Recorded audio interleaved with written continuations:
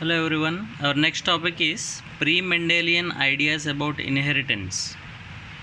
That means pre-Mendelian, before Mendel, before Gregor Mendel could give us an idea about genetics or heredity or the characteristics which are passing from generation to generation. So before Mendelian could discover the inheritance, what people used to think about inheritance. That means basing on the parents' color or eye color or some of the characteristics, what the people used to think, like how this inheritance came into picture, how by what factors or what is the reason why this offspring is getting the characteristic from parents. So what ideas they used to have, so that is what we will be discussing, pre-Mendelian ideas before Mendel could put forth genetics, before he could perform crosses.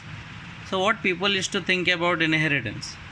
So there are six theories, so we will be discussing one by one. You might be thinking, sir, ये तो हमारा syllabus में नहीं है, this is not in our syllabus. But according to NEET perspective and according to KVPY, I told you already in our tuitions. So these things are important, so keep your concentration. So moist vapor theory was put forth by Pythagoras. You might be knowing who is Pythagoras. Okay, he has given the basis to trigonometry. So he proposed, what Pythagoras proposed, that moist vapor theory. So what is this moist vapor theory? That means during intercourse, what he has said, during intercourse, he said that moist vapors from male's body parts, it will give rise. That means he said during intercourse,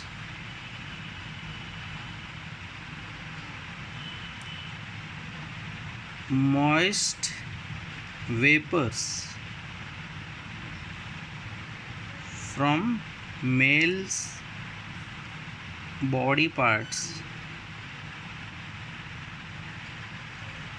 give rise to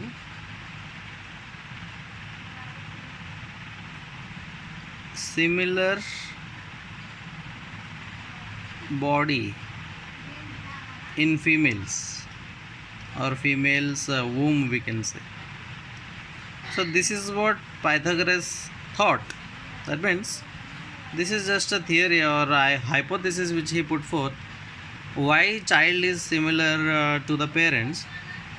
So during intercourse, the reason what he formulated is, whatever the moist vapors which are emanating from male's body, so that vapors are giving rise to a similar body in female's womb.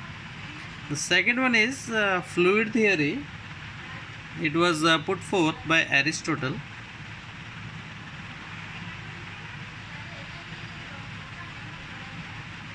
So the name itself tells us fluid. That means here vapor theory, here moist vapor. In vapor theory, moist vapors came into picture. Here fluid theory, fluid will come into picture. So what Aristotle told, that the male's semen, male semen and female's menstrual blood,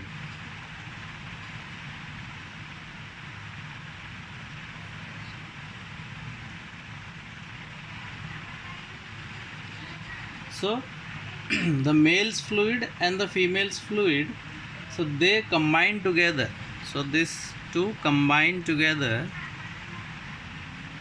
to form a body.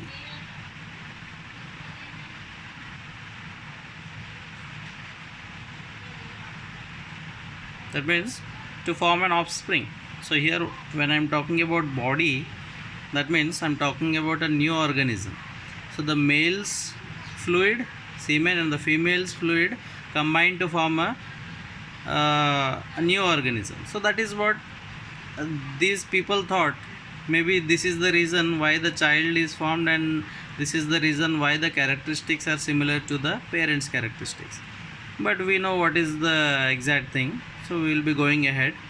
Pre-formation theory. So in this pre-formation theory, Many people have put forth this preformation theory. So out of that, two people are there.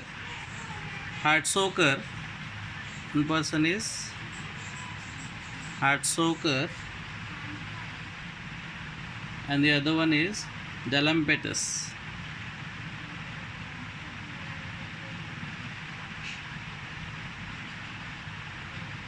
Dalampetus. So these people, what they thought, that in the male's gamete and the female's gamete, already a body is preformed. For example, if we talk about Hartsocker,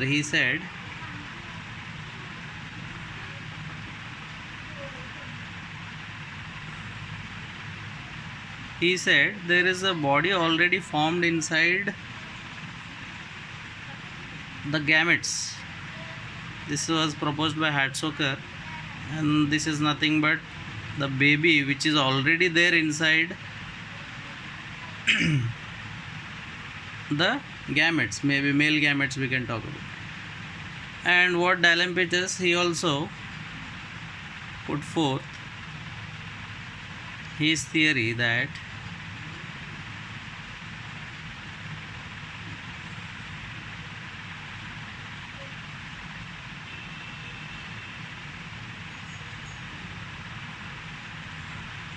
so these two people, they already put forth the theory that whenever the male and female gametes are exchanged, that means inside the gametes already the miniature form of that new organism is already present in it. So during intercourse, that means during fertilization, this miniature body will get fertilized, and then this miniature form organism will be growing. So that is what they have put forth. And Leeuwenhoek was the first person to observe sperm, that is male gamete, under microscope. So when this microscope was discovered, and this theory was invalid, because there is nothing of that sort. There is nothing such as a small organism present inside that sperm cell. So this theory was also cancelled.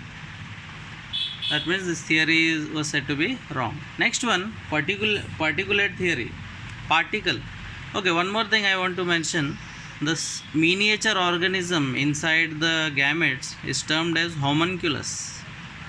Homunculus. The miniature body present inside the gamete is known as homunculus. Homunculus. Okay, we'll go ahead. Particulate theory. Here, heredity or inheritance is due to particles. That means heredity was controlled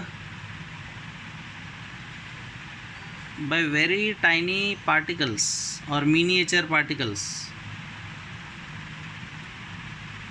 So that is what particulate theory, it was put forth by Maupertuis. It was given by Maupertuis.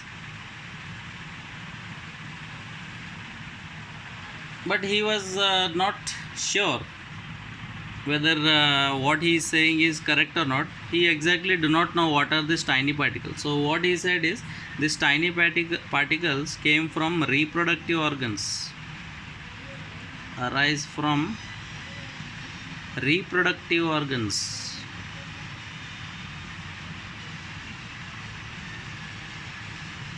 So that is particulate theory. Next one, theory of pangenesis.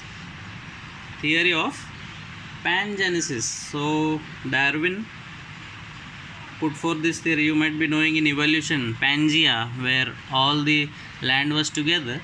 So Darwin in 1868, he put forth that heredity is because of pangenesis.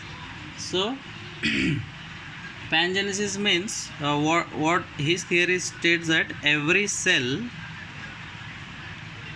contains tiny particles called as gemmules or gemmule or pangene. So these gemmule or pangene, so they transfer the parental characteristics to that means heredity happens because of these gemmules or pangene. Then theory of continuity of germplasm. This one was put forth by Weismann in 1892. Weismann in 1892. So according to this theory, what he said, that is germplasm. So here he was talking about the sex cells, germplasm, germ cells or sex cells. So germplasm is immortal, and somatoplasm, or we can say cytoplasm, somatoplasm or normal cells is mortal. So this is the theory. So what he is saying is germplasm is immortal and it is passed from generation to generation, and this somatoplasm is mortal. That means this cannot be passed on. That means only this one is inherited. So these are the different theories which people have put forth before Mendel could tell us what is actually what is actually inheritance and how does inheritance occur. So these people have put forth these theories. So I hope you understood this.